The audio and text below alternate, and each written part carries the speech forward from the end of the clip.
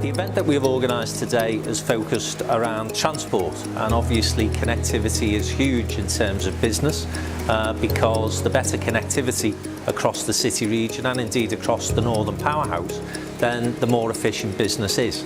So we had Dave Brown, who's the Chief Executive of Transport for the North, telling us about those big strategic plans such as HS2, HS3 and some of the new powers that organisation now has when it comes to investing in transport infrastructure projects of the future, which is really significant because it now means that decisions about the North are taken in the North. And I think that's a really progressive move.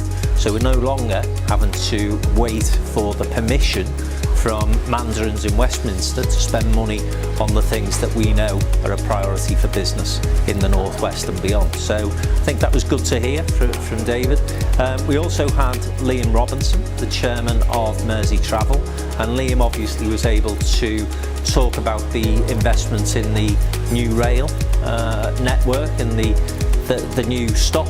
So, you know, an awful lot of people who get on trains, the biggest complaint at the moment is they're dirty, they're a little bit unseemly, they're not necessarily the most efficient. Although Mersey Rail isn't bad, it's about improving that customer experience, and I think that, you know, what we're going to see over the next 5 to 10 years in Liverpool is a step change in terms of those service offerings. So from a consumer perspective, it's going to be really positive. There are challenges at the moment that we're all aware of, with strikes and with challenges around the issues of no guards on trains and what that means for safety.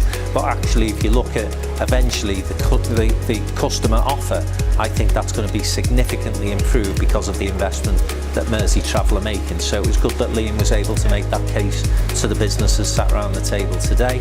Well, we work closely with our colleagues in Mersey Travel and the bus companies and the train companies to try to maximise the ease of getting into the city, because it's not just the people, not just the city, but across the region. It's not just the people within the city region that want to get to the airport, from the airport. It's also the people coming in to visit the city, visit Liverpool.